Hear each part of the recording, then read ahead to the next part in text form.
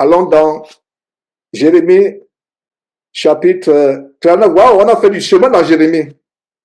Par la grâce de Dieu, la semaine prochaine, on va atteindre le 40e chapitre. Waouh, ça c'est merveilleux. Ça a été une longue aventure, mes frères, semaine après semaine. Alors, Jérémie chapitre 39. Lorsque Jérusalem fut prise, voilà, le chapitre 39 commence avec une coupure assez brutale. On ne montre pas les circonstances dans lesquelles Jérusalem a été prise. On commence à c'est pour ça qu'il dit souvent, ne lisez pas la Bible comme un livre chronologique. Dieu nous donne ce dont nous avons besoin. Vous vous rappelez-vous du verset qui dit que Dieu nous a donné tout ce qui contribue à la vie, à la piété. Tout ce qui contribue à notre piété, à notre relation avec Dieu, à notre édification, à notre croissance spirituelle, c'est contenu dans la Bible. Il n'y a pas tout.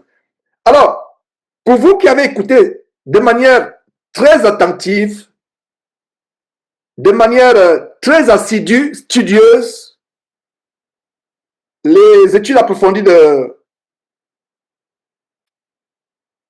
Jérémie, vous comprenez à ce niveau que Dieu les a avertis encore et encore à plusieurs reprises par la bouche de Jérémie. Ils n'ont pas voulu écouter. Ils ont fait la sourde oreille, ils ont réduit leur cou, ils ont endurci leur cœur. Et qu'est-ce qui se passe finalement? La punition de Dieu, à savoir la captivité, la prise de Jérusalem. Imaginez-vous la ville sainte à l'époque. Et aujourd'hui, Jérusalem n'est pas la ville sainte. Les Juifs, aujourd'hui, ce n'est pas ceux qui habitent une certaine région de la terre, Israël, ou ceux qui, à travers le monde, ont une religion appelée le judaïsme. Les vrais Juifs, vous voyez cette mouvance qui est dans le milieu pentecôtiste à travers le monde, le milieu évangélico-protestantico-pentecôtiste à travers le monde, à savoir, ayons de la déférence pour le peuple de Dieu. Ayons du respect pour le peuple de Dieu. Israël était le peuple de Dieu par le passé. Jérusalem était la ville sainte par le passé. Mais aujourd'hui, il n'y a plus de Jérusalem physique comme étant ville sainte. Voilà, il n'y en a pas. Ce propos que je suis en train de tenir peut m'attirer beaucoup d'ennuis, surtout aux États-Unis. Ce n'est pas un discours à tenir aux États-Unis. À savoir que le peuple de Dieu n'est pas Israël. Non. Israël était le peuple de Dieu, choisi par Dieu. Ils ont tourné le dos à Dieu. Ils sont pervertis dans les voies de corruption, des voies de magie, comme la Kabbale juive, qui est codifiée par leur livre diabolique, le Talmud, qui a plusieurs encyclopédies où ils insultent le Seigneur Jésus-Christ. Il y a un mouvement de condamnation et de punition d'antisémitisme qui est présent à travers le monde, et même aux États-Unis, où si vous parlez mal d'Israël ou des Juifs, votre vie est mise en jeu. Vous pouvez perdre votre gagne-pain, votre subsistance, vos revenus. Vous pouvez aller en prison. De plus en plus, il y a tout un lobby à travers le monde, le lobby juif, qui a infiltré toutes les églises américaines. Regardez ce qui s'est passé à Gaza. Je ne vous tiens pas un discours politique. Des enfants, des milliers de Palestiniens qui ont été tués, de part et d'autre. Les événements tristes d'octobre 2024, je crois, si je ne me trompe pas, où les enfants juifs ont été massacrés et en guise de représailles, des milliers d'enfants palestiniens ont été tués. Et des églises américaines et à travers le monde, même en Afrique, se sont réjouis de ce que des enfants palestiniens ont été massacrés, ont été tués. Oh, comment le Seigneur Jésus-Christ, depuis le ciel, est en train de voir les chrétiens, soi-disant dans ce temple de mort, se réjouir de la mort des Palestiniens ou de la mort de peu importe. La mort des enfants juifs est un grand péché aux yeux de Dieu. La mort des enfants africains, des enfants palestiniens, des enfants européens est un grand péché. La mort des enfants est un grand péché. Qu'ils soient palestiniens, qu'ils soient israéliens, qu'ils soient africains, asiatiques, chinois, peu importe, c'est un grand péché. Mais voir comment des églises américaines se réjouissent du fait que on a tué des milliers d'années, des milliers d'enfants, autant pour moi, palestiniens, en guise de représailles, pour avoir attaqué le peuple de Dieu. Les pasteurs se réjouissent. Vous comprenez que ces pasteurs sont diaboliques. Ils sont sataniques. Le sujet que j'évoque est un sujet très sensible. Mais nous devons avoir le courage de dire ce qui est la vérité. Nous devons avoir le courage. Il y a tout un mouvement de faire d'Israël le pays qui dirige le monde entier. Israël a infiltré les institutions américaines au niveau de la justice, au niveau de la finance, au niveau des grandes cours d'appel, cours suprêmes, au niveau politique, gangréné. Israël, depuis les années domine le monde, Israël physique. Alors, dans ce fait de temps, nous aurons une guerre entre Israël et le reste du monde. Il y a une hégémonie qui ne dit pas son nom. Je ne vais pas perdre les frères et sœurs en Christ qui n'ont pas dépassé le niveau du CP.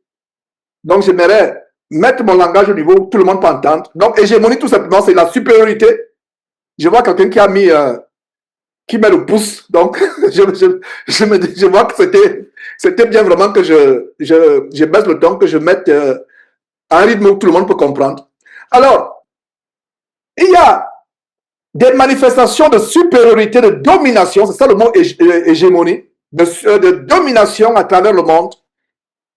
Et nous sommes en train de vivre les moments qui anticipent la venue de l'Antéchrist. Écoutez-moi très bien. Et l'Antéchrist se manifestera où? Parce que l'Antéchrist, pour que l'Antéchrist se manifeste, il faudrait qu'il se manifeste parce que l'Antéchrist sera juif de naissance. Est-ce que vous commencez à comprendre? L'Antéchrist, celui qui viendra, on va dire que monde entier, voilà votre Messie. Voilà. Il y a un blagueur qui s'est levé, l'armée israélienne se prosternait devant lui. Oh, l'adulé, etc. Il a disparu. On pensait que c'était le Messie. On n'entend plus parler de lui. Je crois que Jésus-Christ en a parlé très brièvement. On n'entend plus parler de lui. Ils sont rendus compte que non, ce n'est pas le Messie. Ils sont en train de préparer le Messie. Ce qui se passe aujourd'hui avec Israël, au-delà des ramifications sur le plan politique, sur le plan économique, sur le plan judiciaire, etc., il y a une préparation de ce qui... Enfin, il y a une préparation sur le plan spirituel. C'est spirituel tout cela. C'est la manifestation de l'homme impie, de l'Antéchrist, qui s'assoit dans le temple de Dieu, se proclame lui-même Dieu. Comme le grand frère l'apôtre Paul nous a révélé dans le livre, l'épître qu'il écrivait aux Thessaloniciens, le deuxième livre. Alors, est-ce que vous voyez les connexions? Je l'espère que vous n'êtes pas perdus. Si vous voyez des mouvements tels que retour à l'Israël, retour à ceci, de plus en plus, vous voyez les faux pasteurs se couvrir les épaules et la tête avec ce morceau de tissu infâme des Israélites. Le drapeau d'Israël aurait, soi-disant, l'étoile de David. Le drapeau d'Israël n'a pas l'étoile de David. c'est plutôt l'étoile du Dieu rampant. C'est un démon, c'est une abomination diaboliquement satanique. C'est ça le drapeau d'Israël. Mes frères et sœurs, c'est un discours dangereux que je suis en train de tenir, mais nous avons le courage d'avertir, de nous avertir. Et heureux êtes-vous si vous suivez ces avertissements. Mettez-vous à l'écart de tout ce qui concerne retour à Israël, pèlerinage à Israël. Allez se prosterner devant la muraille, le mur de lamentation. Les francs-maçons vont se prosterner devant ce mur. Les homosexuels, les musulmans incroyables. Et il y a dans ce mouvement, depuis Israël, où le gouvernement de Netanyahou, Benjamin Netanyahu, est en train de financer les pasteurs américains. Ils sont nombreux. Tous ces pasteurs, Joel Osteen, Kenneth Copeland, ils sont financés par le gouvernement israélien. Si le temps nous permet, on va faire un documentaire là-dessus. Ils sont en train d'être financés.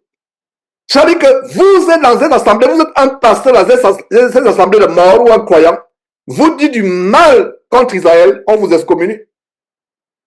Il faut faire la différence entre les Israélites de par la naissance et le gouvernement satanique luciférien d'Israël. Il faut bien comprendre cela. Israël, nous avons des frères en Christ que Dieu va toucher en Israël à travers le monde. Nous sommes juifs comme eux. Comment ça nous sommes juifs comme eux? Ils sont juifs de naissance. Nous sommes juifs par l'élection en Christ Jésus, selon que Dieu nous a promis, nous a révélé par les révélations nous a révélé par ces choses tellement grandes qu'il a révélées à l'apôtre Paul. Nous sommes les vrais Israélites selon l'Esprit de Dieu et non selon la chair. Et ils sont Israélites selon la chair, mais s'ils meurent étant Israélites selon la chair sans connaître Christ pour devenir Israélites selon l'Esprit, ils ne verront jamais le royaume de Dieu. Je reprends mes frères et sœurs. Vous et moi, nous n'étions pas Israélites, nous étions loin d'être Israélites, de par notre naissance, de par notre race, par la couleur de la peau, par notre race, par notre origine ethnique, raciale. Nous étions loin d'être Israël. Grâce à Dieu de ce que par Jésus-Christ, nous sommes devenus Israël, les vrais Israélites, non plus selon la chair, mais selon l'esprit. Pourquoi? Parce que l'esprit est supérieur à la chair. Ils sont restés Israélites selon la chair. Nous ne devons pas nous moquer. C'est même pas le mot moquer. Nous ne devons pas avoir une hauteur par rapport à eux. Et l'apôtre Paul analyse très bien ces choses en profondeur dans le livre de Romains. Nous ne devons pas avoir une haute opinion nous-mêmes vis-à-vis des juifs de naissance. Parce qu'ils sont juifs de naissance, participant à la même race que le Seigneur Jésus-Christ. Et nous ne devons pas avoir une opinion, nous devons prier pour eux. Mais s'ils demeurent dans leur judaïsme, dans leur impiété, sans se convertir à Jésus-Christ, ils vont mourir étant juifs de naissance sur la chair, et ils n'auront pas accès au royaume de Dieu. Alors que nous qui n'avions pas les gènes, nous n'avons pas un héritage génétique juif, nous sommes devenus juifs à cause de l'élection, à cause du Saint-Esprit par Jésus-Christ. Ça veut dire que le vrai juif selon la chair, enfin, j'efface ce que je viens de dire. Parce que le vrai juif, c'est celui qui est en Jésus-Christ. Alors, le juif selon la chair, s'il ne se lève pas à devenir chrétien, disciple véritable de Jésus-Christ, va demeurer un juif selon la chair. Le vrai juif aujourd'hui, c'est un juif selon l'esprit. Qu'il soit africain, européen, asiatique, le vrai juif, c'est celui qui est juif selon l'esprit de l'élection en Jésus-Christ, d'adoption, par lequel nous pouvons appeler Dieu Abba Père. Nous pouvons être les enfants adoptifs d'Abraham, de la lignée d'Abraham, selon l'esprit. Qui est vrai juif? Celui qui est juif selon la chair ou celui qui est juif selon l'élection, selon l'esprit de Dieu? La réponse est simple. Celui qui est juif selon l'esprit de Dieu, c'est le vrai juif. Ils sont juifs selon la chair. Et leur juiveté va s'arrêter à la mort. C'est fin. C'est fini. Nous sommes juifs, non seulement maintenant en Jésus-Christ, jusque dans la vie éternelle.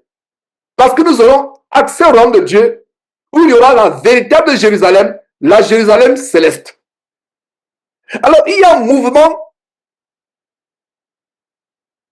très dangereux. Et c'est un mouvement à double tranchant. Il y a un mouvement qui amène les soi-disant chrétiens évangéliques à travers le monde de vénérer Israël. En fait, c'est une préparation psychologique pour vénérer l'antéchrist. Quand l'antéchrist va se manifester, ces chrétiens auront tellement les yeux fermés qu'ils vont accepter tout. Ils vont accepter tout. Donc, c'est un couteau double tranchant. Un tranchant, c'est quoi? Amener les soi-disant chrétiens évangélico-protestantico-pentecôtistes à vénérer Israël. En fait, c'est le gouvernement satanique, luciférien, reptilien d'Israël qu'ils vénèrent. L'autre tranchant aussi, c'est que les vrais chrétiens comme vous et moi, ça peut nous amener à avoir la haine contre Israël. Est-ce que vous comprenez très bien le double tranchant? Nous, chrétiens, nous n'avons pas la haine contre qui que ce soit. Nous prions pour les juifs afin qu'ils deviennent nos frères en Christ. Parce qu'un juif qui meurt étant juif dans le judaïsme sans être converti à Christ Jésus, la mort met fin à son état de juif. La mort met fin. Mais nous qui n'étions pas juifs de par nos gènes, de par notre héritage racial culturel, nous sommes devenus juifs par Jésus-Christ. Et si nous persévérons, nous allons continuer jusqu'au ciel à être juifs. Un juif selon la chair, sa juiveté s'arrête sur la terre après sa mort. Mais un juif selon l'esprit, même s'il n'était pas juif, parce qu'un juif selon la chair, s'il devient chrétien, il devient un vrai juif. Le faux juif, ce n'est pas celui qui est circoncis, qui observe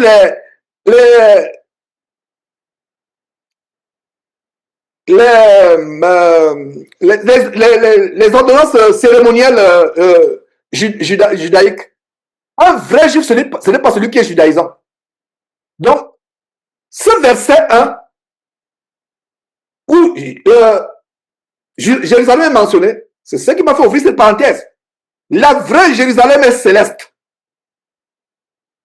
Regardez ce qui se passe. Ces gouvernements ont réussi. Et ça ne date pas d'aujourd'hui. Pour ceux qui s'intéressent à l'histoire comme moi, allez suivre les circonstances de la création de l'État d'Israël après la Deuxième Guerre mondiale en 1948. Est-ce que vous saviez que c'est le lobby des pasteurs américains qui a même favorisé la naissance d'Israël en tant qu'État? Donc, il y a cette stratégie et ce qui se passe avec Israël, c'est ce qui s'est passé avec le roi, l'empereur Constantine au IVe siècle, embrasser les chrétiens pour les raisons politiques, pour asseoir l'hégémonie, la domination mondiale. C'est ça le mot hégémonie. Alors, la tendance d'Israël aujourd'hui d'asseoir sa domination sur le plan international, c'est utiliser les chrétiens. Les pasteurs savent ce qu'ils sont en train de faire. Ils sont dans les mêmes loges franc-maçonniques que les dirigeants israéliens. Ils sont dans la cabale juive comme les dirigeants israéliens, ces pasteurs. Mais le peuple, les moutons dans leurs assemblées sont tellement aveuglés. Si moi, votre frère Georges, je vais en Israël prêcher Christ dans les rues, on va cracher sur moi, ça c'est le moins de mal, on va me lapider à mort. Essayez d'aller prêcher Christ véritablement sur le mur de lamentation. Mais comment se fait-il donc qu'Israël, le gouvernement d'Israël, est en train de supporter les églises américaines? Conclusion, il y a quelque chose qui ne va pas, n'est-ce pas?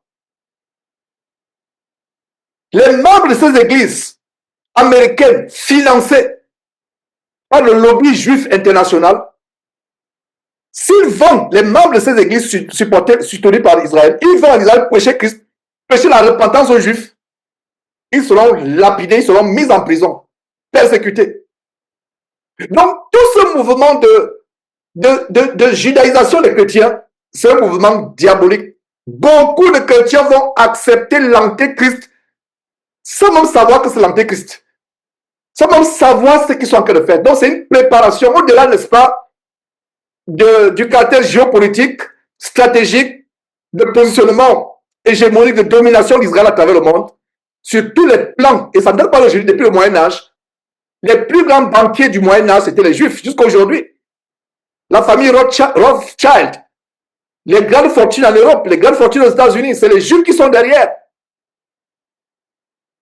Mais ce n'est pas suffisant, parce qu'il y a quelque chose de plus grand sur le plan spirituel, préparer le terrain, rouler le tapis rouge sur lequel l'antéchrist va apparaître dans le monde. C'est pour ça que chrétiens, vous voyez, j'ai commencé en disant que si quelqu'un se moque de nous disant que nous ne sommes pas comme les autres chrétiens, nous ne sommes pas comme les autres chrétiens. Donc je continue avec dans cette même lancée en disant que cette mouvance d'Israël, embrasser Israël, nous devons prier pour que tous les hommes soient convertis. Musulmans, israélites, juifs, chinois, européens. La prière pour Israël est le focus de plusieurs dénominations américaines et à travers le monde. Mais que dit la parole de Dieu? Nous devons seulement prier pour Israël? Non, pas du tout. Ce n'est pas seulement pour Israël que nous devons prier. Nous devons prier pour tout le monde. Sur la base de quel verset? Paul écrivant à Timothée. Qu'est-ce que Paul dit à Timothée? Timothée, chapitre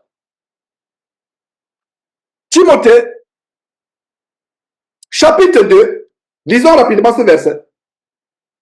Oh, prions pour Israël, prions non seulement pour Israël, mais prions pour le monde entier sur la base de 1 Timothée, chapitre 2, verset 1. Verset 1. 1 Timothée, chapitre 2, verset 1. Lisons la parole de Dieu par rapport à ce sujet. Rappelons-nous la parole de Dieu par rapport à ce sujet. J'exhorte donc, c'est l'apôtre Paul, apôtre du Seigneur Jésus-Christ, le Fils de Dieu, qui écrit ce livre par ordre de Dieu. Regardez le verset, Timothée chapitre 1, verset 1. Je prépare cela pour vous dire que quelqu'un ne vous dise pas que non, c'est l'apôtre Paul qui a écrit. Nous ne suivons pas l'apôtre Paul, nous suivons Jésus-Christ. Si vous refusez de suivre l'apôtre Paul, vous n'avez pas Jésus dans votre vie. Jésus va vous vomir. Parce que Jésus parlait la part de l'apôtre Paul. Je vais dire plutôt que l'apôtre Paul parlait de la part inspirée par le Seigneur Jésus-Christ, par l'Esprit de Dieu. Alors, le verset 1 dit quoi? 1 Timothée chapitre 1, verset 1. Paul, apôtre de Jésus-Christ, par ordre de l'apôtre Paul lui-même. C'est ça? Non. Paul, apôtre de Jésus-Christ, par ordre de Dieu, notre Sauveur. Par ordre de Dieu, notre Sauveur. Et de Jésus-Christ, notre espérance. Donc, il a l'ordre de deux personnes. Et voilà un bon verset qui montre que Jésus-Christ n'est pas en même temps son propre Père et son propre Fils. Parce que nous avons, dans ce verset, l'ordre, l'apôtre Paul, qui est devenu apôtre de Jésus-Christ, par ordre, un, de Dieu notre Sauveur, et deux, de Jésus-Christ notre espérance. Donc, ayant vu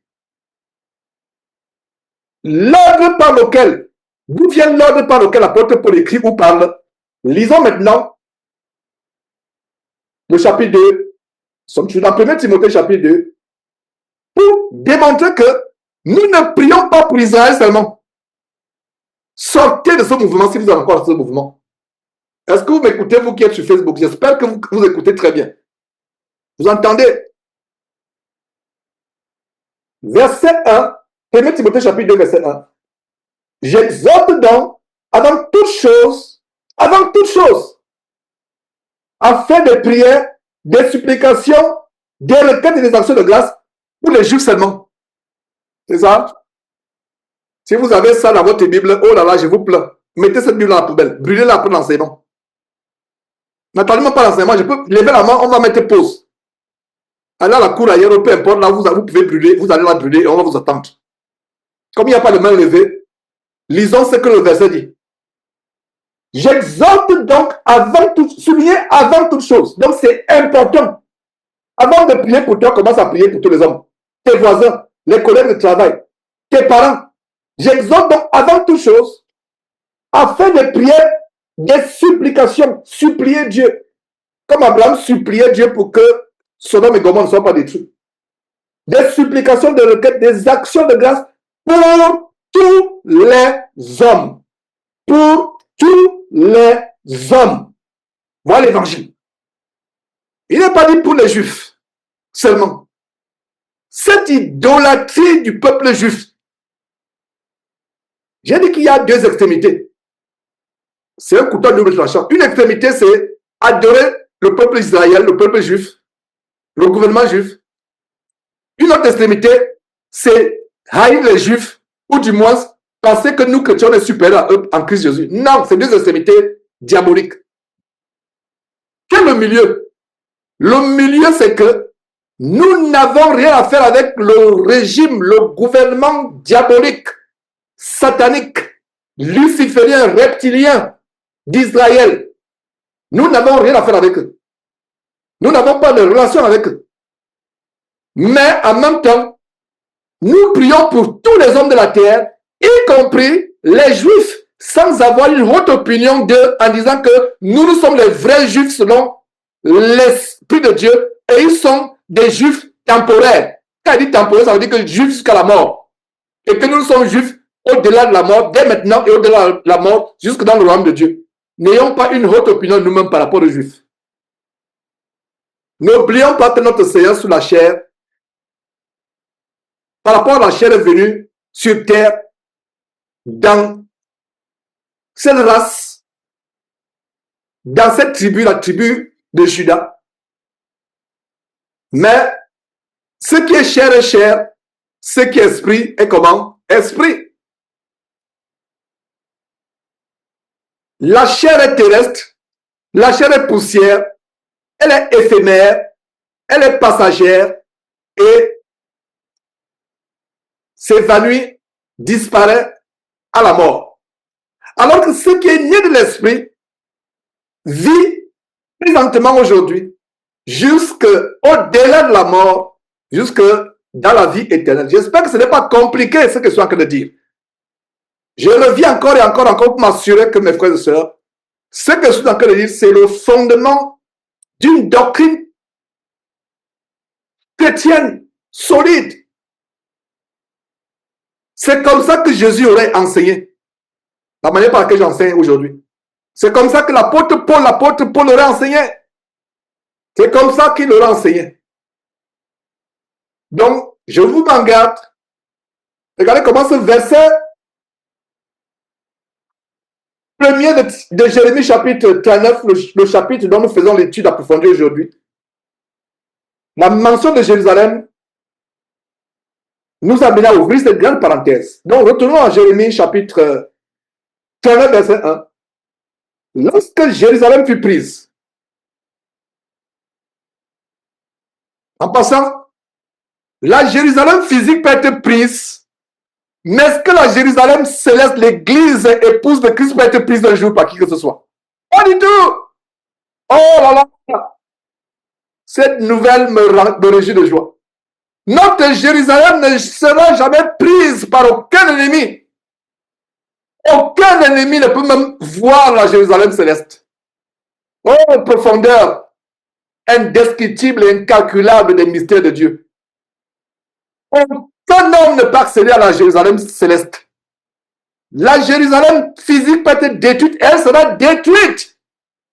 Jérusalem, le mur de lamentation, le mur du vaudou juif, parce que les juifs ont leur vaudou, outre le vaudou des Béninois, des Togolais ou des Nigérians, les juifs ont leur vaudou, le mur de lamentation. Voilà le grand fétiche. En Afrique de l'Ouest, il y a le fétiche d'Ankolé. À Jérusalem, il y a leur fétiche d'Ankolé qui est le mur de Jérusalem. Allez suivre l'émission que Jésus-Christ a fait à fête sur les révélations sur le mur de Jérusalem. Je ne sais pas si cette vidéo existe même encore. Il y a tellement de vidéos qui ont disparu. Allez suivre la révélation sur le mur de la... Si quelqu'un parmi l'équipe de Jésus-Christ de publication peut nous trouver cette vidéo, publiez encore cette vidéo. Les grands mystères dévoilés dans cette émission, oh là là, les grands mystères derrière le mur de lamentation. Je pense que moi, même si le premier qui trouve la publie. C'est grand. Et même cet enseignement d'aujourd'hui, la partie où je parle de... Je dénonce la grande idolâtrie de la fin des temps, l'idolâtrie d'Israël dans les milieux évangélico-pentecôtistes et protestants. C'est quelque chose que nous devons décrier, exposer, et c'est ce que je suis en train de faire. Je suis content d'exposer ces choses. Alors, mes frères et sœurs, la Jérusalem spirituelle ne sera jamais prise. Elle ne sera jamais capturée par qui que ce soit. Parce qu'elle est secrète, elle est mystérieuse, elle est cachée. C'est l'église, le corps de Christ. C'est l'épouse. Voilà la vraie Jérusalem. Mais aujourd'hui, nous lisons que Jérusalem fut prise, excusez-moi, à cause de l'endurcissement du cœur des Juifs qui n'ont pas prêté attention aux avertissements de Jérémie. Ils sont moqués de Jérémie parce qu'il a frappé. Il a été mis en prison. Il a été jeté dans un puits sans eau, mais rempli de boue. Imaginez-vous un serviteur de Dieu qui est jeté dans un puits boueux. Il est jeté dans un puits boueux. Incroyable. Imaginez-vous le sable mouvant. Vous ne faites que vous enfoncez, vous enfoncez, vous enfoncez. Voilà dans quel puits il a été jeté. Un bien-aimé croyant éthiopien l'a retiré, comme on a vu la semaine passée, du puits. Et non, le roi voulait qu'il prophétise des choses agréables. Il prophétise des choses bonnes. Il prophétise, dit ceci. Dis-nous quand même quelque chose de bon. Hein? Le roi Sédécias, il voulait entendre des choses agréables. Prophétise-nous quelque chose de bon. Des faux prophètes aujourd'hui prophétisent des bonnes choses pour avoir la faveur des rois. J'ai ouvert une parenthèse il y a quelques dimanches sur le chaos prophétique qui a eu lieu en Côte d'Ivoire lors des événements il y a quelques années où l'élection présidentielle a été contestée entre Ouattara et Gbagbo. Ces pasteurs soi-disant qui supportaient Gbagbo, les Domoro, celui qui mange la chair humaine, des pasteurs abominables. Ils soutenaient Gbagbo en disant Dieu nous montre que tu as la victoire sur la France. Tu es celui qui va ébranler l'empire colonial français. Nous voyons comment tu vas battre, malgré le fait que la France est derrière Alassane Ouattara. Nous voyons ta victoire. N'aie pas peur. Jusqu'à ce que Gbagbo a été cueilli dans son palais où s'est caché dans un sous-sol, cueilli comme un palmiste. On l'a ressorti. On l'a mené à la cour internationale de la Haye pour être jugé pour toute une ribambelle, une kyrielle, tout un chapelet de crimes. Voilà ce qui s'est passé.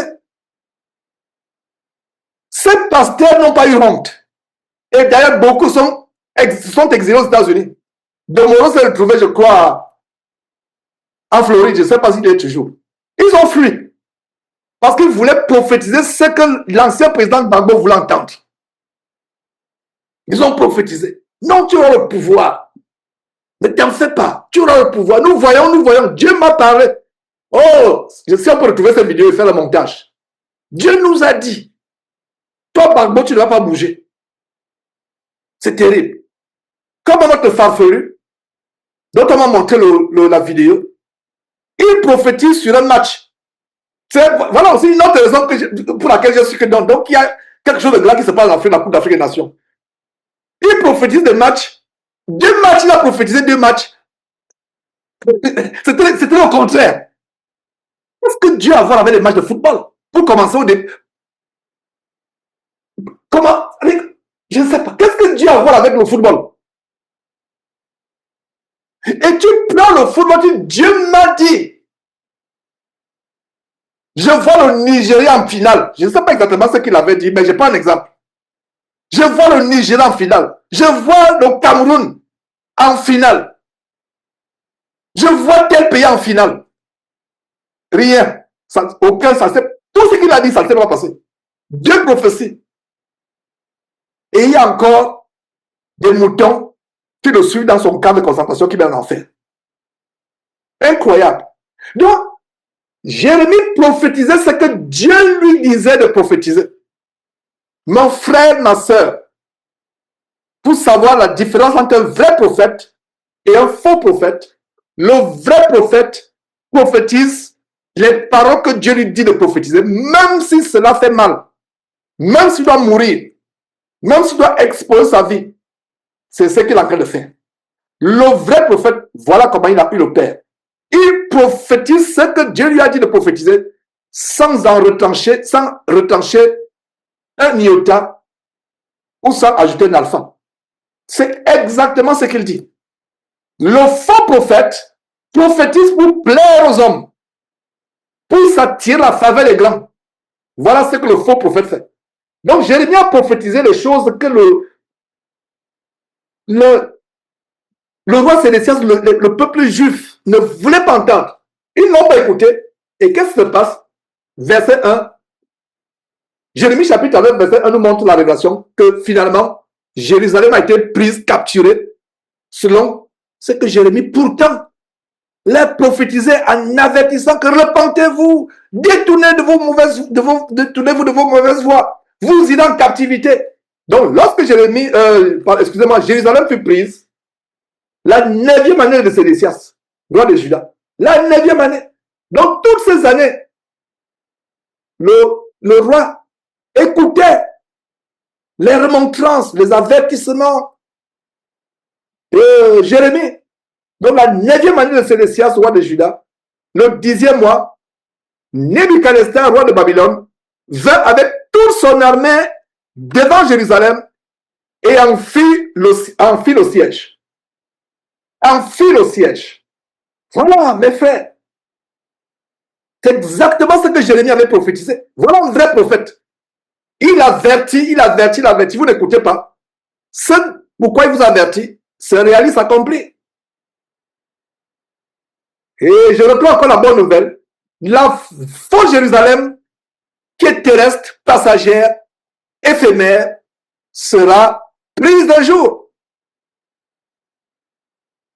Ainsi que la ville jumelle de Tel Aviv, qui est la capitale mondiale de l'homosexualité. Incroyable. En Israël, il y a une ville qui a même dépassé San Francisco. Incroyable en Israël. Tel Aviv.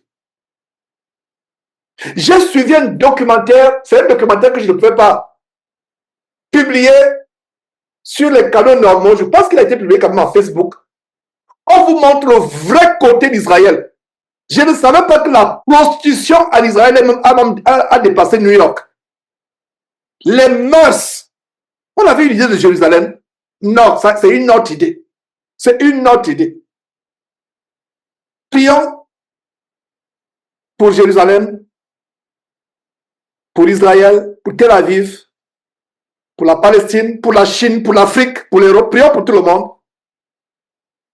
Parce que Jérusalem n'a pas été une ville rebelle aujourd'hui seulement. Et je pense que le livre de Jérémie, l'étude depuis de longs mois, si vous suivez cette étude, vous serez délivré de cette idolâtrie de Jérusalem et d'Israël, dans laquelle malheureusement beaucoup de chrétiens sont plongés. Ça vous montre que Jérusalem et Israël étaient toujours rebelles depuis les temps anciens. Ce n'est pas aujourd'hui. Ils revenaient, Dieu leur manifestait sa faveur, sa grâce, mais après, ils oubliaient la grâce de Dieu, la faveur, ils repartaient dans leurs abominations, les dieux étrangers, Baal et autres. Lisez l'Ancien Testament, vous n'allez pas idolâtrer Israël, vous qui idolâtrez Israël. Étudiez avec nous le livre de Jérémie et vous allez cesser d'être embobiné, d'être embarqué dans cette euphorie d'adulation d'Israël. D'adulation d'Israël.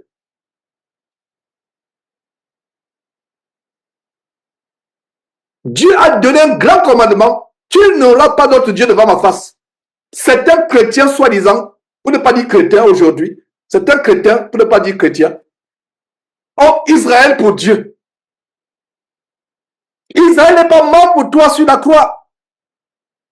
Israël a crucifié celui qui est mort pour toi sur la croix. Regardez ce qui s'est passé le jour de la crucifixion. Qui a livré Jésus aux mains des Romains, aux mains de Ponce Pilate? Qui a livré? C'est Israël que vous, chrétiens, vous adorez aujourd'hui. Et qu'est-ce qu'ils ont dit? C'est qu'ils livraient Jésus, le Fils de Dieu, aux mains des impies, des Romains, des soldats romains pour être crucifiés sur la croix. Ils disaient que son sang retombe sur notre tête et sur la tête de nos enfants à perpétuité. C'est eux qui ont dit. Et c'est eux que vous adorez aujourd'hui. Ouvrez les yeux. Ouvrez les yeux, chrétiens. Faites attention à l'idolâtrie d'Israël. Parce que si vous continuez à adorer Israël, sans vous en rendre compte, vous participez à cette malédiction qu'ils ont prononcée sur leur propre tête et sur la tête de leurs enfants. Si tu n'as pas assez de malédictions dans ta vie, pour lesquelles tu dois prier Dieu pour t'en délivrer, pour encore avoir plein d'autres malédictions qui sont encore beaucoup plus grandes. Je vous assure que l'histoire d'adorer Israël, c'est tellement profond. C'est tellement profond. Vous adorez un pays. Ceux qui ont crucifié jusqu'à aujourd'hui, est-ce que vous savez comment les livres de magie de la Kabbale juive, la magie juive appelée Kabbale, vous savez comment mes frères et sœurs, ils décrivent Jésus-Christ? Je vais vous choquer. Mais ce n'est pas le vrai Jésus-Christ qu'ils décrivent. Ils décrivent Jésus-Christ comme étant un enfant bâtard qui est né d'une prostituée appelée Marie, qui a commencé à faire la prostitution ayant 13 ans ou 14 ans. Elle s'est prostituée, elle sortait avec les marchands qui circulaient, etc. Donc on ne connaît même pas qui est son père. Son père n'est même pas un juif. Et elle s'est prostituée. Jésus est né, et c'était un bandit, un brigand. Et Jésus, leur Jésus, pas le nôtre, l'autre, c'est écrit noir sur blanc dans le Talmud. Si je peux trouver les copies du Talmud en français, je vous assure que j'ai fait une émission où je lis. Je pense que c'est possible. C'est terrible. Donc, un extrait, c'est quoi? Donc, Jésus était un bâtard qui est né de la relation avec un brigand, des hommes qui vont vers les prostituées, avec une prostituée jeune adolescente appelée Marie, et que Jésus va brûler éternellement en enfer dans un océan d'excréments humains qui chauffe. C'est écrit noir sur blanc dans le Talmud de la Kabbale juive. Continuez à donner à vos enfants le nom de Shekinah. Dimanche passé, je parlais des noms qu'on donne aux enfants. Ils donnent le nom de Shekinah. Shekinah. Continuez à donner les noms sans savoir d'où ça vient. Shekinah, c'est le nom du démon de la Kabbale juive, mâle et femelle. Hein? C'est-à-dire que mi-homme, mi-femme de la Kabbale juive. Du côté des États-Unis, on l'appelle Baphomet, dans les milieux des Illuminati et autres. Continuez à donner le nom Shekinah. Je suis surpris qu'il n'y a pas de nom Jézabel. Je n'ai jamais vu un enfant qui s'appelle Jézabel. Là, au moins, c'est fort. Je n'ai jamais vu une fille qui s'appelle Isabelle. Oh, Isabelle, tu peux venir? Mais je vous assure que bientôt, il y aura Isabelle. Parce qu'on est en train de glorifier Isabelle dans les églises. Vous allez voir Isabelle. Et si tu, par hasard, je ne sais pas, je n'ai jamais vu un enfant s'appeler Isabelle. Si tu as donné un enfant à ton nom Isabelle, c'est grave. Mais laissez-moi vous dire que Shekinah, c'est plus grave que Isabelle. Shekinah, c'est plus grave que Isabelle. Ouais. Donc, cette histoire d'adorer un système religieux qui est derrière la mort sur la croix de notre Seigneur Jésus-Christ. Il y a les innocents dans ce système. Israël aujourd'hui, c'est un système politique, c'est un système militaire, c'est un système économique financier, mais au-dessus de tout cela, c'est un système spirituel, un système religieux. N'oubliez pas cela. N'oubliez pas cela. Et ils les ont avertis. Jérémie les a avertis. Et voilà qu'est-ce qui se passe. Effectivement, ils ont été assiégés. Verset 2.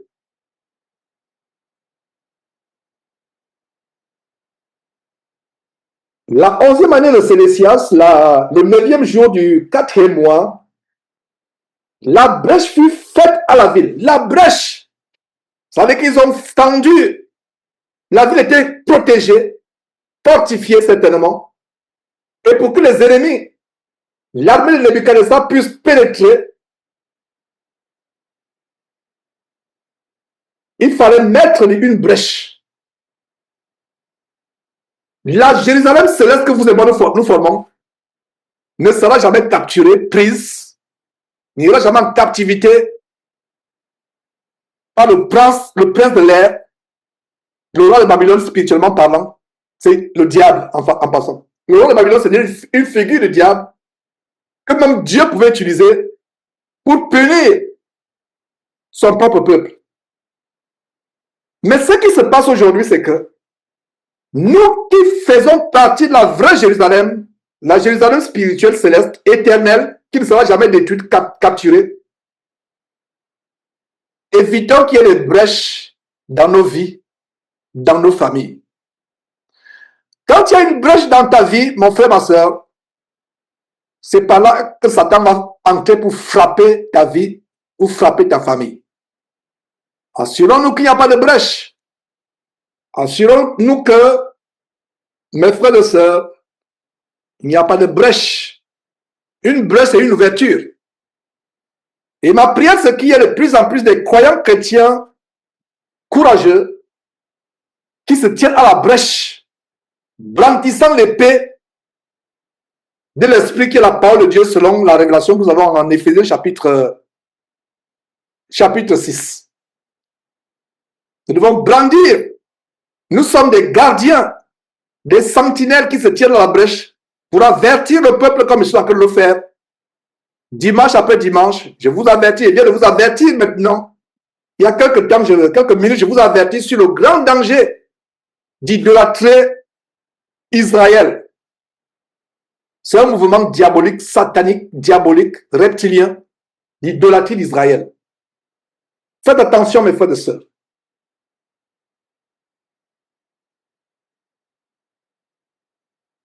Verset 3. Tous les chefs du roi de Babylone s'avancèrent et occupèrent la porte du milieu. Nergal, Chareter, Samgar, Nebou, Sarsekim, chef des eunuques, Nergal, Chareter, chef des mages, et tous les autres chefs du roi de Babylone. Donc, le roi de Babylone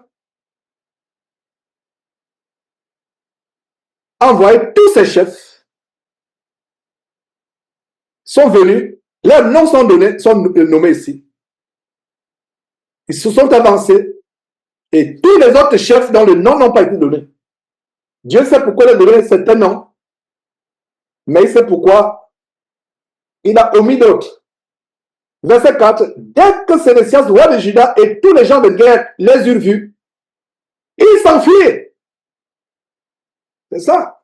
Ils n'ont pas obéi Voilà maintenant la conséquence. Quand vous faites la volonté de Dieu, vous ne fuyez pas devant l'ennemi. Un vrai chrétien qui a la conscience pure, qui n'a pas la conscience souillée par le péché, quand les démons l'attaquent la nuit, il ne fuit pas. Si vous voyez un chrétien fuir devant les démons et les sorciers, c'est que sa vie, sa communion en Christ n'est pas bonne. Est-ce que vous comprenez ce que je viens de dire?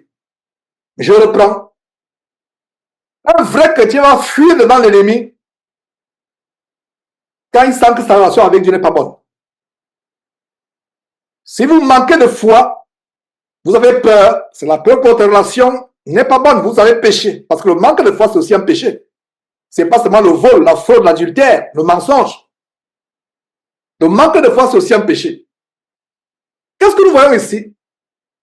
Le fait que Sédécia, le roi de Juda, et tous les gens de guerre, donc toute son armée, le fait qu'ils ont perdu la communion avec Dieu, ils étaient vulnérables, ils étaient invincibles, c'est-à-dire qu'on pouvait les vaincre. Ils ont fui. Chrétiens, sois en communion avec Dieu, marche en communion avec Dieu, obéis au commandement de Dieu, tu ne fuiras jamais devant l'ennemi. Tu ne feras jamais comme Sédécia, c'est les armées, c'est tous ces armées de guerre. Au temps de Sédécia, de Jérémie, l'armée de guerre, les armées de guerre, c'était physique. La guerre était physique. Babylone était physique. Mais aujourd'hui, c'est spirituel. Chrétien, le secret pour ne pas fuir devant tes ennemis, 1. Garde la foi en Dieu. Et la foi en Dieu se manifeste par l'observance ou l'observation de ses commandements.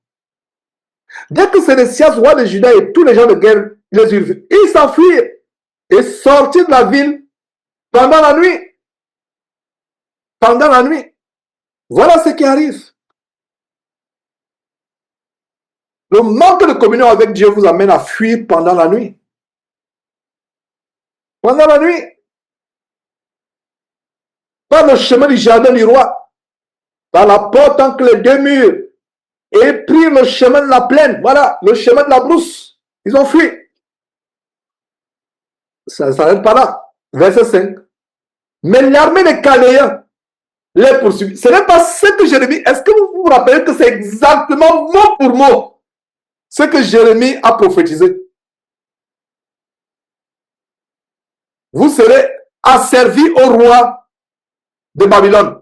Et ceux qui vont fuir, les Chaldéens, vont s'occuper d'eux. C'est exactement ce qui se passe. Voilà un vrai prophète. Et non les prophètes de mensonges, les prophètes de néant que nous avons aujourd'hui, que je dénonce avec passion. Et puisse Dieu augmenter encore cette passion, soit 1 milliard. Au nom de Jésus-Christ, Amen. Parce qu'ils en tiennent la multitude de l'enfer. Ils sont néfastes. Un criminel peut faire des dégâts dans la vie de quelqu'un physiquement. Mais si cette personne est en Christ, ces dégâts ne s'arrêtent qu'au niveau de la terre. Mais le criminel évangélique, pseudo-pastoral, qui vous commet, qui perpètre les crimes dans votre vie, ces crimes, non seulement au-delà, physique, mais ces crimes, c'est jusqu'à la vie éternelle. Beaucoup de personnes en enfer, s'il était possible, je dis bien s'il était possible, Dieu seul sait, se rappelleront d'éternité en éternité ce qu'il disait. Vous ne pouvez pas comprendre encore aujourd'hui quand il dit que les faux pasteurs sont les plus grands criminels. Attendez être en enfer, vous allez comprendre. Mais il sera tard. Il sera tard. Verset 5, mais l'armée des Chaldéens les poursuivit et atteignit Sédécia dans les plaines de Jéricho. Dans les plaines de Jéricho. Ils le prirent et le firent monter vers Nebuchadnezzar, roi de Babylone, à Ribla, dans le pays de Hamath et il prononça contre lui une sentence. Ça, c'est exactement ce que Jérémie avait prophétisé. Allez encore lire les chapitres précédents. Exactement. On va voir s'il va continuer à emprisonner Jérémie. C'est terrible. Les gens de cette terre pensent qu'ils sont forts. Les rois de la terre, je connais un seul roi qui est fort. Son nom, c'est Jésus-Christ, le roi des rois, le Seigneur des seigneurs. Voilà celui qui me fait trembler. Donald Trump ne me fait pas trembler. Bien que nous devons avoir du respect pour les rois de la terre, de la considération. Mais il ne me fait pas trembler. Et j'ai la considération parce que Dieu me demande d'avoir considération. Benjamin Netanyahu ne me fait pas trembler. Emmanuel Macron ne me fait pas trembler. Les dictateurs africains ne me font pas trembler. Y compris les dictateurs américains, européens et autres. Tous les dictateurs du monde ne me font pas trembler. Le seul qui devait nous faire trembler, c'est le roi des rois, le Seigneur des seigneurs. Son nom, c'est Jésus-Christ. Voilà celui qui nous fait trembler. C'est les seuls qui pensaient qu'il était puissant. Le voilà qu'on a attrapé comme un lièvre. Comme un rapamiste. Le voilà qu'on a attrapé. Mes frères et sœurs, ayons peur de Dieu et de Dieu seulement. N'ayons pas peur d'un homme. N'ayons pas peur des hommes. Nous voilà qu'on a attrapé. Il pensait qu'il était puissant. Il pensait qu'il avait l'autorité. Droit de vie et de mort sur Jérémie. Il pensait qu'il avait droit de vie et de mort sur Jérémie. Donc voilà, on l'a attrapé. Verset 6. Le roi de Babylone fit égorger à Ribla les fils de Sélécias en sa présence. Waouh! Mes frères, ça doit être non. Donc, on t'attrape. Toi qui étais puissant, on est. Non.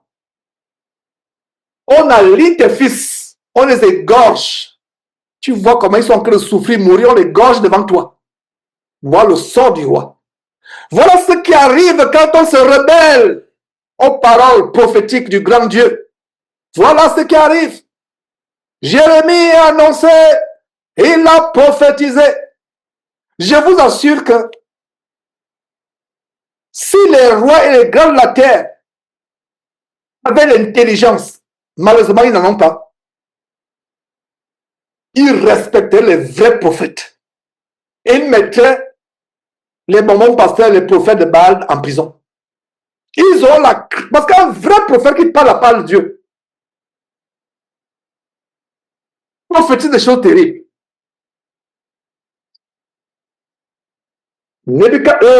Sédécias pensait que Jérémie était un blagueur.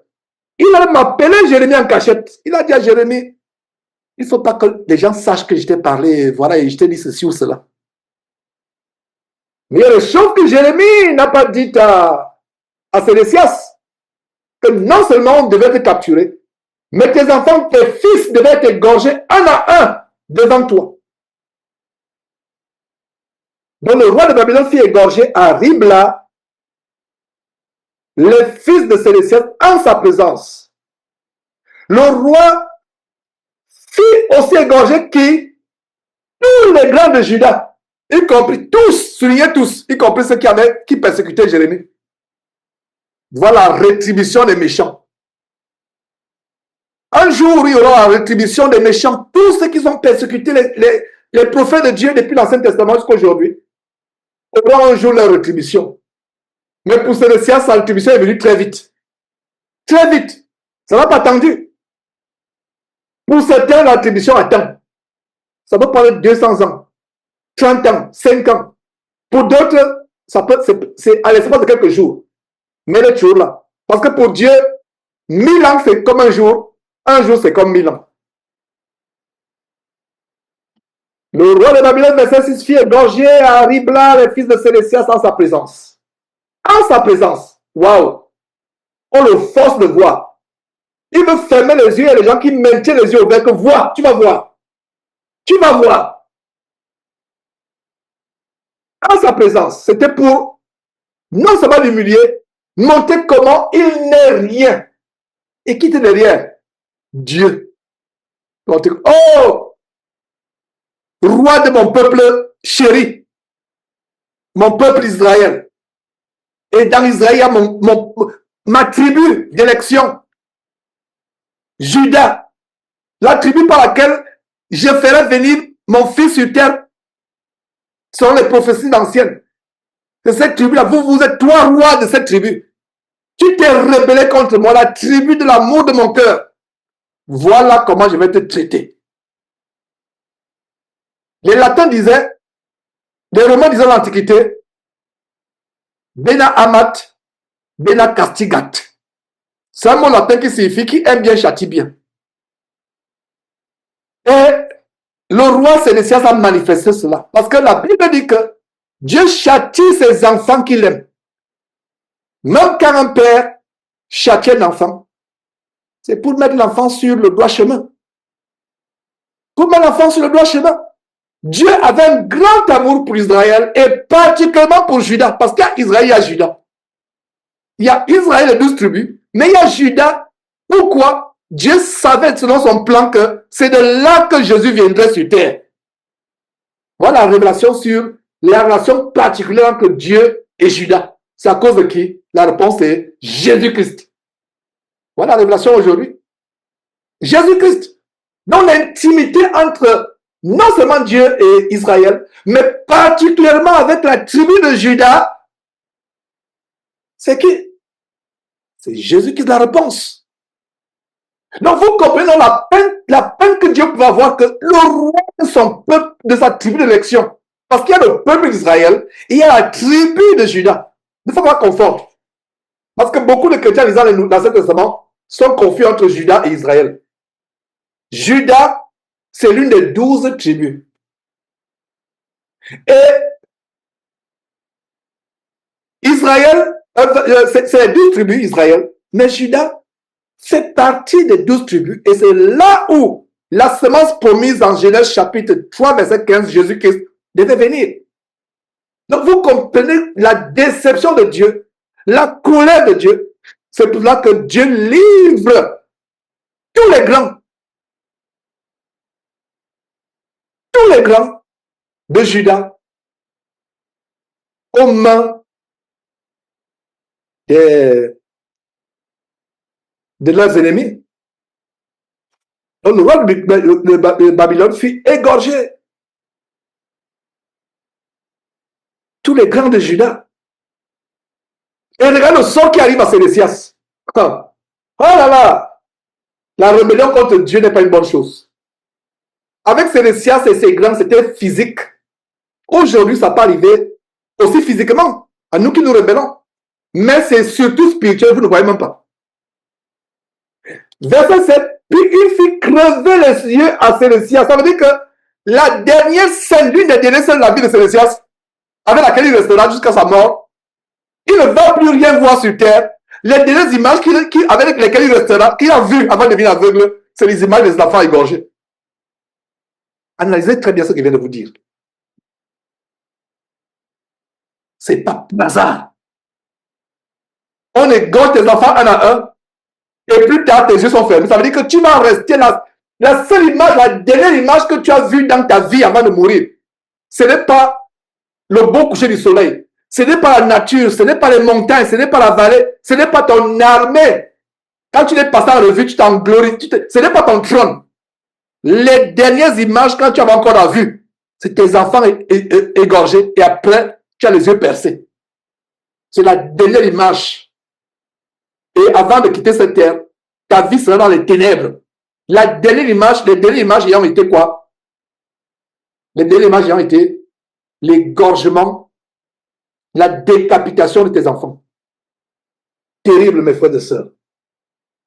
Puis il fit crever les yeux de Sédécias et le fit lier avec des chaînes de reins pour l'amener à Babylone.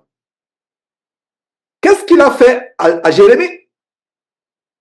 C'est pour ça que mes frères, et Jérémie, non seulement Jérémie, même si Jérémie mourra en prison, Jérémie va se retrouver au ciel éternellement par la grâce de Dieu.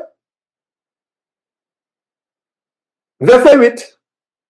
Le chapitre 39, s'il y a un titre au chapitre 39, c'est la rétribution de ceux qui ont persécuté Jérémie et qui n'ont pas écouté les paroles prononcées par Jérémie, prononcées par Jérémie venant de Dieu. S'il y a un titre à ce chapitre, c'est le chapitre de la rétribution des persécuteurs de Jérémie, le grand serviteur de Dieu, le grand prophète de Dieu. Ça ne s'arrête pas là. Et il y avait un tandem. Un tandem, ça veut dire que une synergie punitive entre Nebuchadnezzar et les Chaldéens.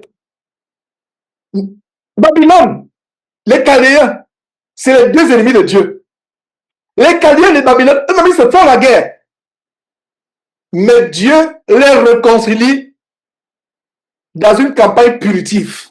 Dieu réconcilie deux peuples méchants, opposés l'un à l'autre, que Dieu lui-même hait. La Bible dit, quand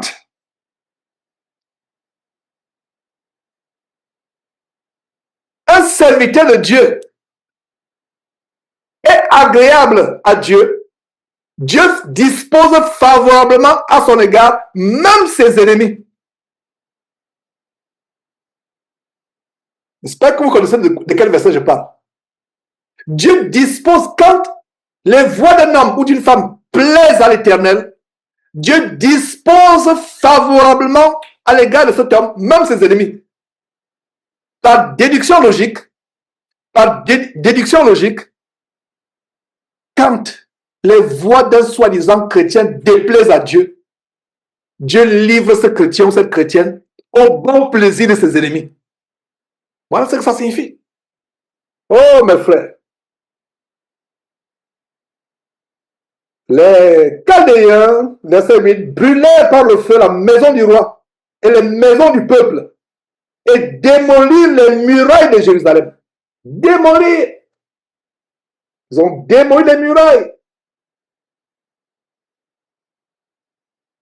Donc le mur de lamentation, allez suivre le documentaire de Jésus qui était pour savoir d'où vient le mur de lamentation. Vous serez choqués de ce que les archéologues ont trouvé. Et c'est un mur qu'on adore aujourd'hui. Vous voyez les chefs, les grands de ce monde, les présidents sodomites et autres, sanguinaires, vont faire des baisers sur le mur de lamentation. Donc les Chaldéens brûlés par le feu la maison du roi. Donc même le souvenir de la maison royale ne devait tout ce qui appartenait au roi devait être brûlé sans trace. Ce qui est arrivé au roi Sédécias, je ne peux pas vous mentir, mes frères et sœurs, je vous mentirai que je n'ai pas la peine. Par rapport à que je suis en peine par rapport à ce qui lui est arrivé. Quelle fin! Voilà comment un homme finit. Pourquoi? Parce qu'il s'est rebellé. Pourquoi les hommes de la terre ne comprennent pas que, surtout les rois de la terre, les grands de la terre,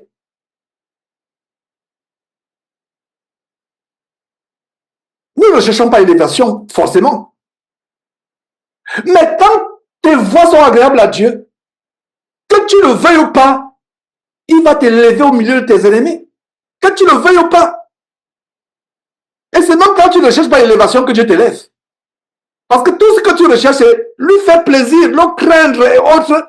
Et tu vas me surpris que, oh, les gens trouvent que je suis intelligent. Les gens trouvent que, voilà, et la nomination, tout le monde a eu, on ne savait pas que je devais avoir cette nomination. On ne savait pas que je devais avoir. Les gens sont surpris. Et quand Dieu le fait, c'est pour un but, ce n'est pas pour ta vie égoïste. C'est parce que Dieu sait que ça pourra servir pour sa gloire un jour. Ça pourra servir.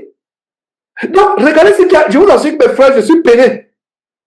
J'ai en tête comment ils ont traité durement Jérémie. Mais malgré cela, ça me fait la peine. Le même jour, tes enfants sont égorgés. On te voit, tu vois bien tes enfants, tes fils, comment ils sont égorgés. Oh! Mais tout le monde parle après de Sédécias. Mettez-vous quelques secondes dans le plan de Sédécias. Et après, quand c'est fini, on dit, ok, tu as bien vu. Tu as bien vu. Tu as bien vu le film d'horreur. Et le film d'horreur, les acteurs sont qui, tes fils. La scène se passe à Ribla. Ok, c'est bon. Maintenant, quand tu as vu, maintenant, on te perce les yeux.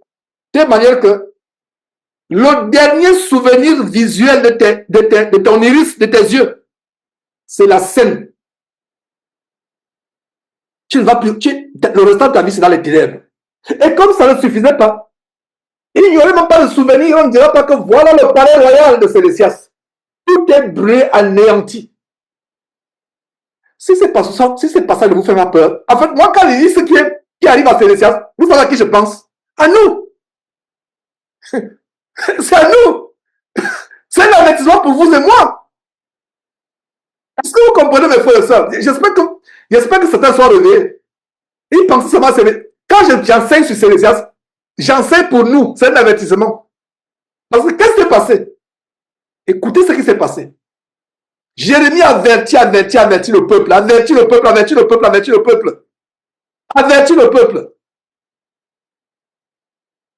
Qu'est-ce qui se passe? Le peuple a eu le cœur rebelle. Le peuple n'a pas voulu écouter Jérémie. Et qu'est-ce qui se passe? Les maisons même sont brûlées. Donc toi, chrétien qui a commencé à marcher avec Christ dans l'obéissance, tu te détournes, ta maison que Dieu avait préparée au ciel va disparaître. Fais attention. Les mauvaises choses vont t'arriver physiquement. J'ai dit fais attention. Je corrige. Faisons attention. Je n'enseigne pas comme c'est faux pasteur. Il vous montre que lui, il a l'abri. Vous, c'est lui-même, c'est Dieu, etc. Écoutez la prédication. Mais je fais l'effort de rester réunion Zoom, de m'inclure. Et Dieu m'est témoin, ce n'est pas ma fausse modestie. Ce n'est pas ma fausse modestie, mes frères et sœurs, que je m'inclus. Ce n'est pas ma fausse modestie que je m'inclus. Je prends Dieu à témoin. Et malheur à quelqu'un qui prend Dieu à témoin en vain. Les Caliens brûlaient par le feu la maison du roi et les maisons du peuple et démolir les murailles de Jérusalem. Waouh! La ville fière qui fait la fierté du roi et des Juifs. Verset 10. Mais Nebuchadnezzar, chef des gardes, laissa dans le pays de Juda quelques-uns des plus pauvres du peuple, ceux qui n'avaient rien. Et il leur donna alors les vignes et les champs. Qu'est-ce que vous voyez ici? Ceux qui n'avaient rien, qui étaient pauvres, qui étaient méprisés, se retrouvent riches avec des vignes et des champs. Incroyable. Non seulement ils sont... Je vous assure que on peut passer une heure sur les révélations, sur ces révélations-là. Et si on creuse bien et par la suite, je vous assure que bien de fois, la pauvreté peut être ce qui nous rapproche de Dieu. La gloire, les titres, les positions sociales, l'argent, ça nous éloigne de Dieu. Le cœur est enflé d'orgueil. À un moment, on dit, qui est Dieu? Ma maison, c'est mon Dieu. Ma voiture, c'est mon Dieu. Voilà les choses. Quand vous parlez comme cela, vous ne savez pas que vous êtes en train d'hériter le vrai Dieu, le créateur de toutes ces choses. Les pauvres du peuple, ils n'ont pas touché aux pauvres. Vous pensez que c'était par hasard? Le roi de Babylone ne savait pas qu'il était en train d'exécuter les commandements de Dieu. Il ne savait pas. C'était un roi tourmenté. Je vous assure que Nebuchadnezzar, quand vous lisez son histoire, c'est un roi qui est, à un moment, il est sympathique. Surtout le moment où il sera enchaîné, où les ongles vont pousser, il sera comme un fou. Les ongles vont pousser comme les ongles de l'aigle, les plumes vont pousser comme... les cheveux vont pousser sur ta tête comme les plumes de l'aigle. C'est un roi tourmenté. Quand il voit la grandeur de Dieu, il glorifie Dieu. Après, il était tellement ondoyant et divers. Aujourd'hui, on dirait qu'il était lunatique. C'était un véritable casse ce roi.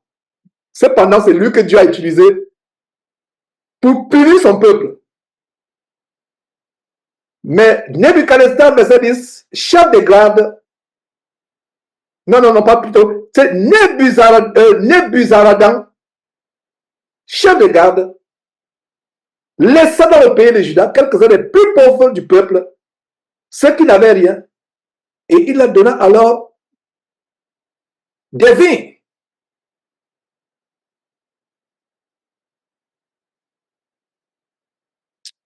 Donc, mes frères, un instant, s'il vous plaît. Oh, merci Seigneur Dieu. Verset 10 à nouveau. Mais Nebuzaradan, chef de garde, laissa dans le pays de Juda quelques-uns des plus pauvres. Donc, c'était l'ordre du roi, mais ce n'était pas ordre du roi de Nebuchadnezzar. Quelques-uns des plus pauvres, ceux qui n'avaient rien. Et il leur donna alors les vignes et des champs. Voilà les pauvres qui se retrouvent, hein, ils ne sont pas en captivité. Dieu, ils se retrouvent en train d'être propriétaires de vignes et de champs. Ah, maman, qui est comme notre Dieu, qui est merveilleux, vraiment, digne de louange. Voilà ce qui arrive, les pauvres. C'est eux non seulement, ils ne sont pas esclaves, mais se trouvent riches, ayant des vignes et des champs. Verset 11, ça devient intéressant. Nebuchadnezzar, roi de Babylone, avait donné cet ordre au Seigneur de Jérémie par Nebuzaradan, chef de garde. Prends-le et veille sur lui et jette-le en prison. C'est ça? Non! Pas du tout! Tue-le! C'est ça? Là, vous comprenez comment c'est Dieu qui est en action ici. En fait, les frères et sœurs, je dis ça pour nous encourager. Sur le plan spirituel, quand on est fidèle à Dieu, il y a même des guerres, des batailles qui se passent, qui dépassent notre entendement. Même Jérémie ne savait pas ce qui se passait autour de lui. Sur le plan spirituel, et ça se manifestait sur le plan physique. Il lui-même ne savait pas. Étant en prison, est-ce qu'il avait toutes ces nouvelles-là? Peut-être c'est après qu'on lui a dit, voilà ce qui s'est passé, voilà ce qui s'est passé. Et il a écrit ce livre. Nous avons la révélation que c'est après. Parce que étant en prison, il ne peut pas savoir tout ce qui se passe. Hein? Il ne peut pas savoir tout ce qui se passe. Verset 11 à nouveau. Nebuchadnezzar, roi de Babylone, avait donné cet ordre au sujet de Jérémie par Nebuzaradan, chef de garde. Prends-le et veille sur lui. Veille sur lui. Ce que le roi Sédécia n'avait pas fait. Le propre roi de Jérémie, sur le plan physique, ne l'a pas protégé. Dieu suscite un ennemi qui punit le peuple et dit, veille sur lui, ne lui fais aucun mal, mais agis à son égard comme il te dira. Mes frères et sœurs, souligner, non, encadrer même, c'est la première fois que j'encadre carrément tout un verset. Ça, il y a une nouvelle instruction, ne plus souligner à ses clés, mais encadrer carrément tout. Mes frères et sœurs, regardez ce verset. Prends-le et veille sur lui, ne lui fais aucun mal, mais agis à son égard comme il te dira. Conclusion, Jérémie est devenu le chef de Nebuzaradan. Je vais aller à gauche, tu vas à gauche avec lui. Je vais me reposer, tu le laisses te reposer. Je veux manger ceci, tu t'assures à ce qu'il a mangé, ce qu'il veut manger. Quand les voies d'un homme sont agréables à l'Éternel, il dispose à son égard favorablement même ses ennemis. Verset 13, Nebuzaradan, chef de garde. Nebuzaradan, je ne sais pas pourquoi il commençait par Nebu. Nebuzaradan, chef de garde. Nebuzaradan, chef des eunuques. Nergal Chareter, chef des mages. Et tous les chefs du roi de Babylone envoyés chercher Jérémie dans la cour de la prison. Donc voilà. C'est après qu'on va lui dire que depuis la prison, voilà ce qui s'est passé pendant que tu es ici en prison. Envoyé chercher Jérémie dans la cour de la prison et le remirent à Guédalia, fils d'Achikam, fils de Chapan, pour qu'il fût conduit dans sa maison. Et il resta au milieu de son peuple, du peuple. Voilà, il resta. On le conduit. Je reviens encore aux pauvres. Qui non seulement ne va passer en captivité, mais sont retrouvés en train d'avoir les vignes et les champs.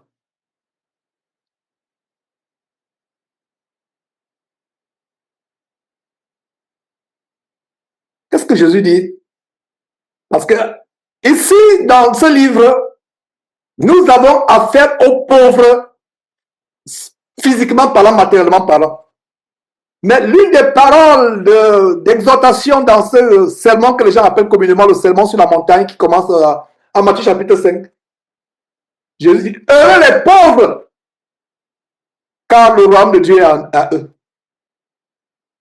N'ayons pas une autre opinion de nous-mêmes. Pauvre en esprit, ça veut dire qu'on est humble de cœur. Malgré nos professions, malgré nos boulots, malgré nos diplômes, on est humble, on est simple. Notre intelligence, notre grand savoir ne nous amène pas à nous élever contre Dieu. On est humble. On se fait petit. On reconnaît qu'on n'est rien sans la faveur de Dieu. Que ce boulot que j'ai, c'est à cause de Dieu que je l'ai eu pour un but précis. Cette maison que j'ai, ce mari que j'ai, cette femme que j'ai, ces enfants que j'ai, c'est pour la gloire de Dieu. Cette plantation que j'ai, c'est à cause de Dieu. Je ne suis rien. Avec ces choses ou sans ces choses, mon amour pour Dieu ne va pas fléchir d'un iota. Voilà comment nous devons réagir et agir vis-à-vis de Dieu. Mes frères, oh là là, heureux les pauvres quand le royaume de Dieu leur appartient. Les vraies richesses appartiennent à ceux qui sont pauvres en esprit. Parce que pauvres en esprit, parce qu'il y a des gens qui ont tout sur la terre, toutes les grandes richesses, mais ils sont tellement nus, misérables, dénudés aux yeux de Dieu. Donc voilà comment il y a un parallèle entre les pauvres qui sont retrouvés étant en liberté. Ce sont les pauvres en esprit qui expérimentent la liberté en Christ Jésus. Jean chapitre 32, chapitre 8, verset 32, vous connaîtrez la vérité vous affranchira. Les pauvres ne sont pas allés en captivité. Ils sont demeurés dans la ville, à Jérusalem. Quand on est pauvre en Christ, en esprit, on n'a pas une haute opinion de nous-mêmes, on ne sera jamais en captivité. Et on ne manquera pas de pain pour nos maisons.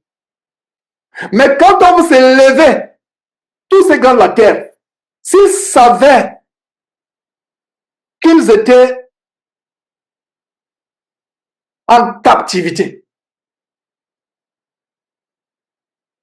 J'étais en train de suivre un documentaire il y a quelques jours sur des grands procès qui ont ébranlé la mafia italienne aux États-Unis.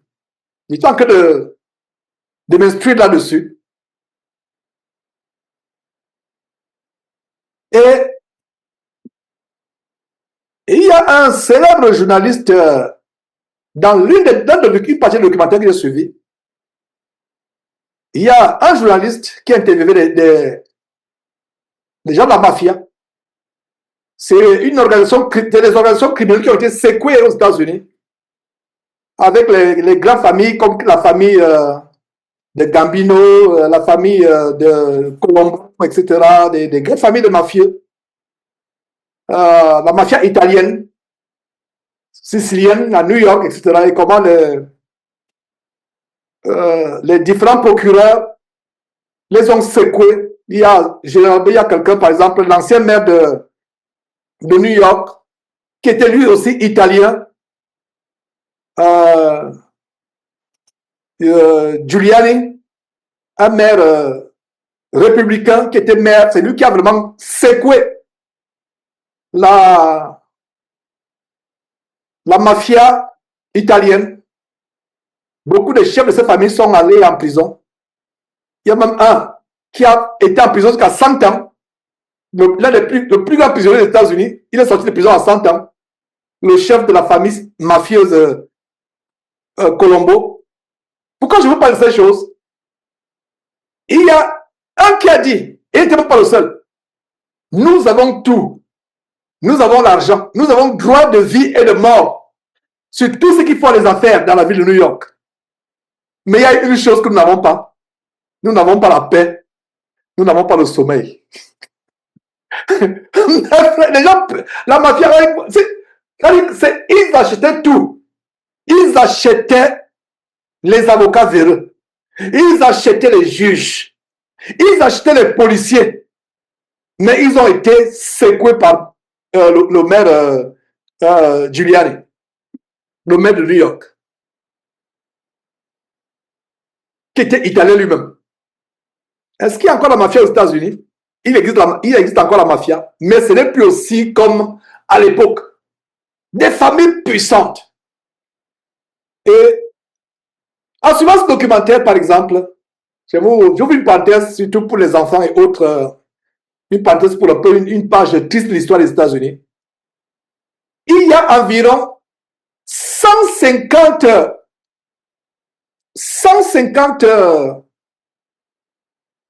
policiers qui sont retrouvés être des policiers ripoux. Un policier ripoux, R-I-P-O-U-X, c'est un policier tellement corrompu, des policiers ripoux. Alors, des policiers ripoux, 150 se sont retrouvés en prison. 150. Pour voir un policier qui a un salaire normal, qui ne peut pas lui permettre d'avoir une vie de cocaïne, une vie de luxe, mais se retrouver dans le luxe. Donc, 150 policiers à New York,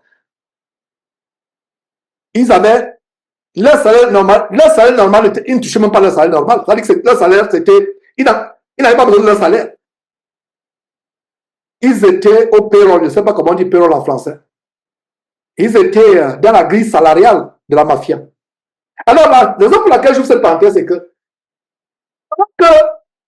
le pauvre qui nettoyait la rue à New York pouvait peut-être le soir manger son repas, dormir en paix. Et ils disent qu'ils ne dorment pas. Tu dois être en éveil toutes les secondes la nuit. Il y a même un qui dit qu'il avait des armes. Il vous dit qu'ils ont tué, il a des armes, il se lève malgré toutes ces armes. Il se rend compte que ces armes ne peuvent pas le protéger. C'était intéressant. Dommage, ces documentaires sont en anglais. Il y a même un, il m'a choqué. Je crois qu'il s'appelle Mike Franchese, qui était de la famille Colombo. Parce que la mafia aux États-Unis, c'est les familles. Il est de la famille Colombo, alors il s'est soi-disant converti au christianisme. Il va dans les églises, dire comment il s'est converti et autres. Alors là où j'étais choqué, c'est que pour apparaître dans une église, pour témoigner, il faut une enveloppe de 5 000 $ au moins.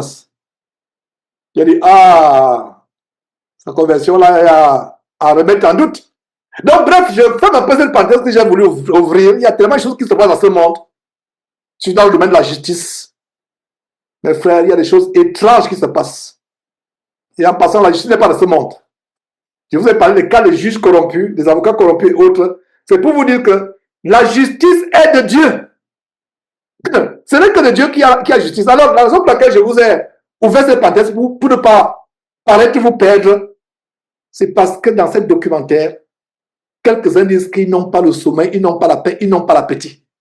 Ils vont dans un restaurant, on décapsule l'un des champagnes les plus chers de ce restaurant. Ils sont escortés, ils ont toute la gloire, ils ont le droit de vie ou de mort sur tout New Yorkais. Ils sont plus puissants que les procureurs de New York. Ils sont plus... Et ce n'est pas seulement à New York. Même à Houston, il y a la mafia houstonienne, il y a la mafia à Philadelphie, il y a la mafia, ils sont partout aux États-Unis. Il y a la mafia des Noirs américains. Il y a la mafia des Sud-Américains avec El Chapo. Et d'autres, ça c'est dans la filière de la cocaïne, etc. Je vous assure que c'est des gens, ils sont puissants, ils sont... Ah, je m'arrête là, je reviens sur l'enseignement. Mes frères. Alors, donc il dit que nous sommes puissants. On a le droit de vie et de mort, mais nous ne dormons pas. On n'a pas le... Non, je dis, ah tiens, vous ne comprenez pas pourquoi vous ne dormez pas. Ce n'est qu'en Christ Jésus qu'on a la paix, riche ou pauvre. Ce n'est qu'en Jésus-Christ.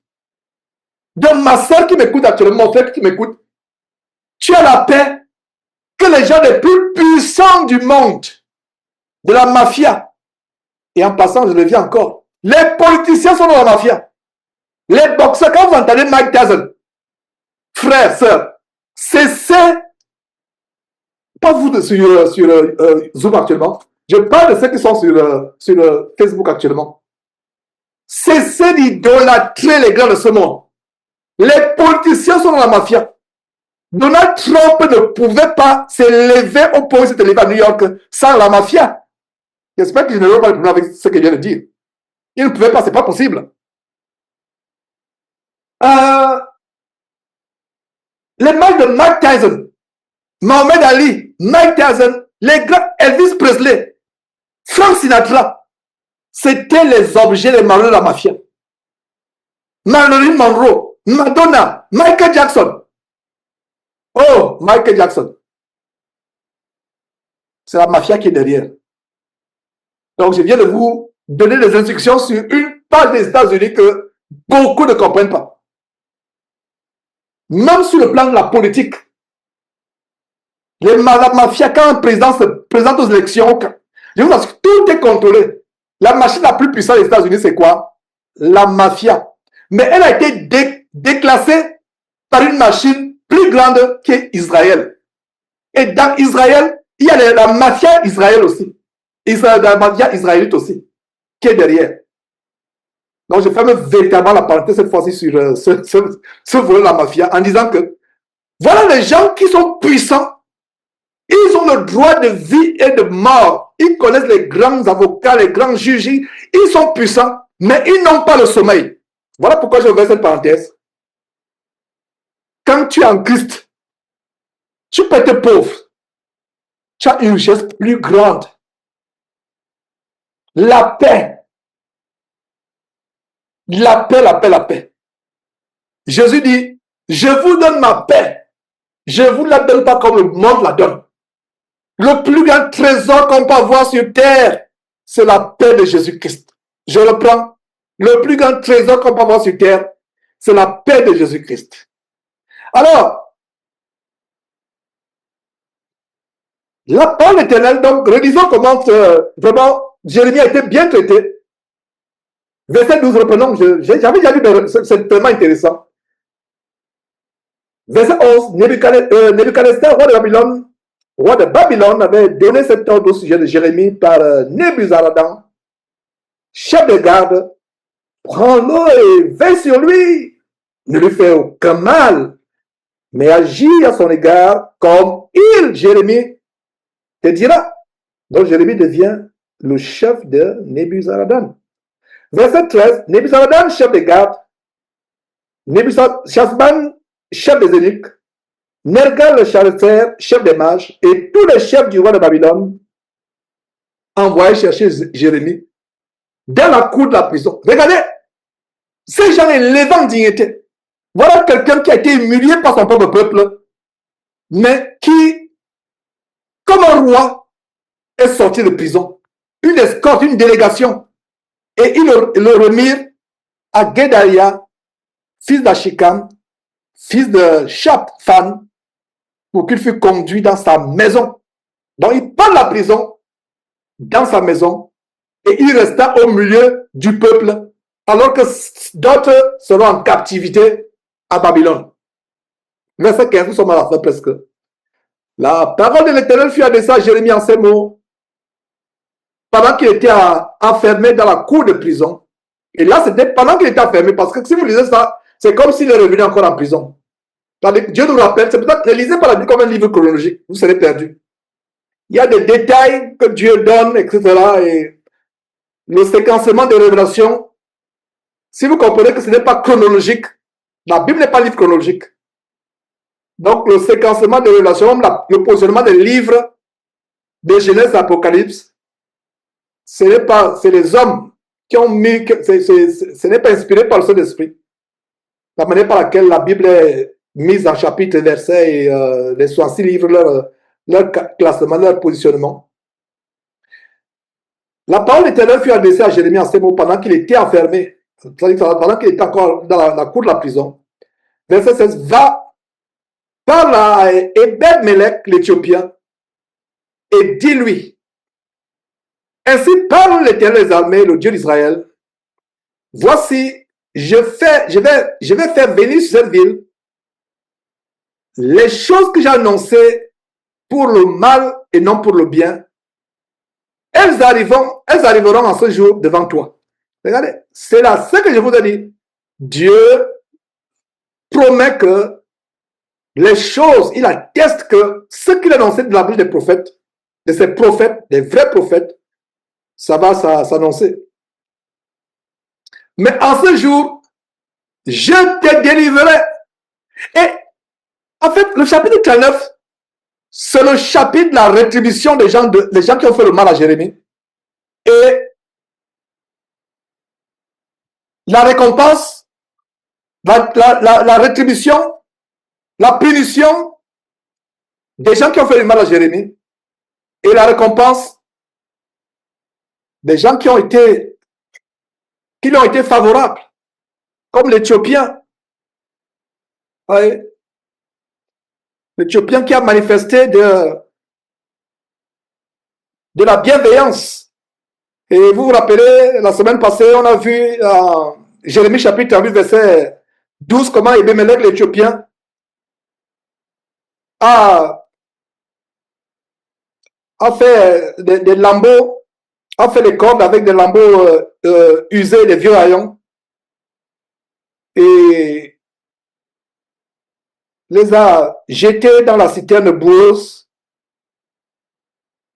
Et avec ces cordes, il a pu retirer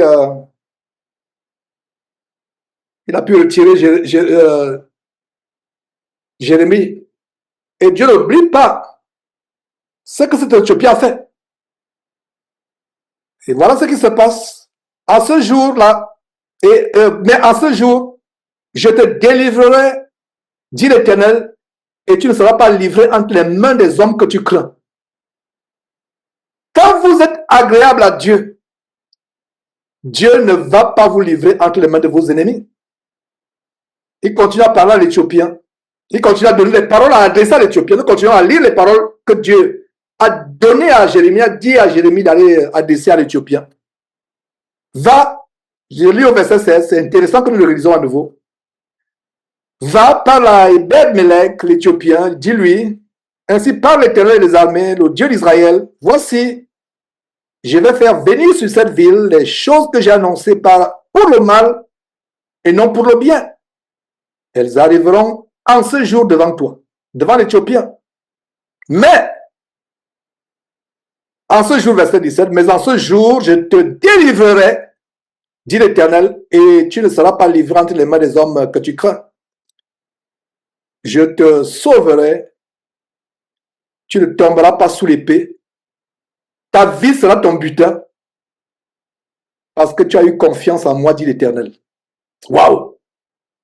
Quelqu'un qui a eu de la bienveillance vis-à-vis de Jérémie, qui parle à part de Jérémie. Et quand l'Éthiopien faisait cet acte de secours, secourait, parce que Jérémie pouvait mourir dans ce puits boueux. On supposait qu'il passait le temps à vouloir se maintenir sans s'enfoncer dans la boue pour être asphyxié.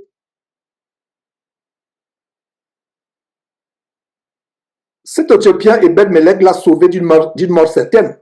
Il n'y a aucun doute. Et Dieu ne l'oublie pas. Va, parle à Ebed-Melech, l'Éthiopien, et dis-lui, ainsi parle l'Éternel des armées, le Dieu d'Israël, voici, je vais faire venir sur cette ville des choses que j'ai annoncées pour le mal et non pour le bien. Ça, c'est pour la ville. Elles vont arriver en ce jour devant toi. Devant toi, Ebed-Melech, l'Éthiopien, ces choses vont arriver pour le mal, mais ça ne te concerne pas. Pourquoi? Verset 17. Je te délivrerai, dit l'Éternel. Tu ne seras pas livré entre les mains des hommes que tu crains. Imaginez-vous l'Éthiopien qui peut avoir des ennemis à cause de ce qu'il a fait pour Jérémie. Mais non, tu ne vas pas les craindre. Tu ne vas pas être livré entre les mains de ces hommes. Même si suscite en toi la frayeur, la crainte. Verset 18, c'est là où on finit. Quel merveilleux verset pour finir cet enseignement aujourd'hui. Je te sauverai et tu ne tomberas pas sous l'épée. Ta vie sera ton butin. Parce que tu as eu confiance en moi, dit l'Éternel. Mes frères, nous suspendons cette étude. Waouh, quel bonheur de voir ces choses. C'est un grand encouragement. Ça nous fortifie, ça marque notre foi.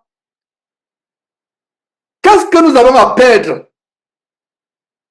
en suivant l'Éternel? Comment on dirait en anglais? What do you have to lose? Qu'est-ce que tu as à perdre?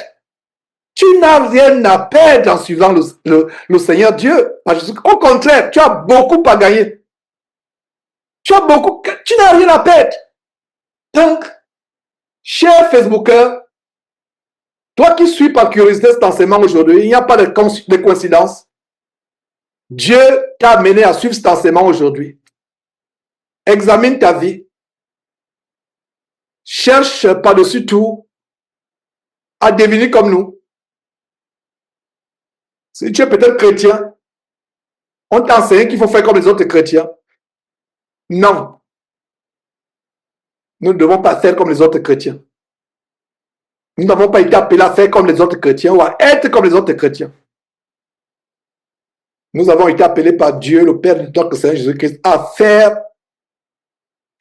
les choses ou à devenir ou à être uniquement comme son Fils, le majestueux, magnificent, superbement excellent, extraordinairement glorieux, Seigneur et Sauveur Jésus-Christ. Bien-aimé Cédric, s'il te plaît, débloque ton micro, lève un mot de prière et on va se séparer. Seigneur Dieu, notre Père, Père de notre Seigneur, de notre Sauveur Jésus-Christ, nous te disons merci Seigneur pour toutes les révélations que tu nous donnes encore aujourd'hui. Seigneur, merci parce que tu continues Seigneur de nous grandir en connaissance, de nous confier Seigneur cette connaissance précieuse, mon Dieu, de nous révéler ces choses Seigneur, cachées même derrière les politiques de ce monde, derrière tous les plans, Seigneur, de l'ennemi, Seigneur, mais surtout, tu nous révèles ta grandeur au-dessus de toutes ces choses, mon Dieu. Et nous te disons merci, Seigneur. Merci parce que tu t'es révélé à nous, Seigneur. Par ton Fils Jésus-Christ, tu nous as réconciliés à toi, Seigneur. Nous te disons merci. Merci, Seigneur, pour cette fin de chapitre, parce que nous donnons, Seigneur, nous révélons, Seigneur, ces paroles à l'Éthiopien, Seigneur, mon Dieu.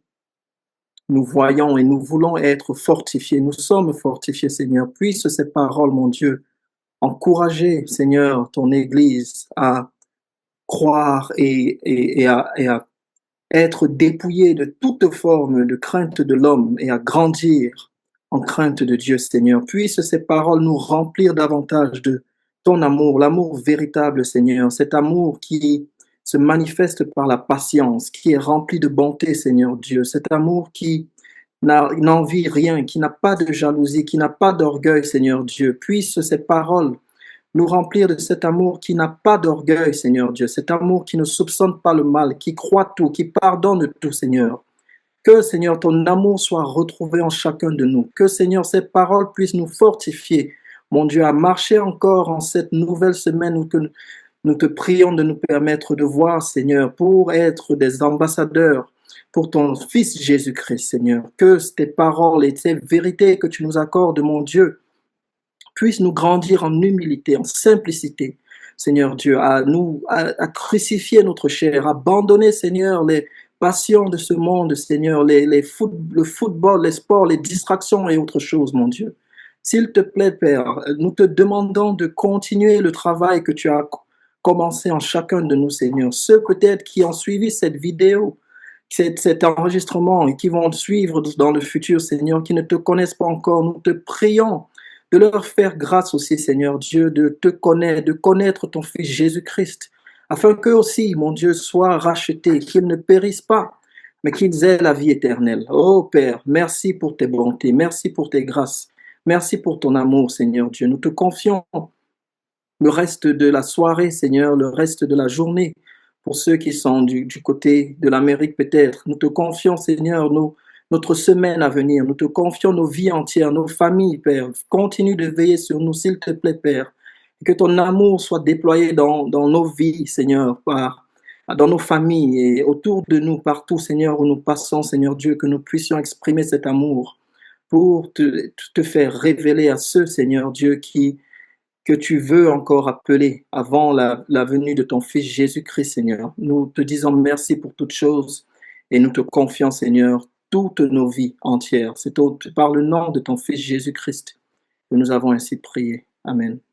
Amen, amen. Mes frères et sœurs, par la grâce de Dieu, ça en est fait pour aujourd'hui. Et si il plaît à Dieu, nous reviendrons dans une semaine, continuer selon que Dieu nous en inspire.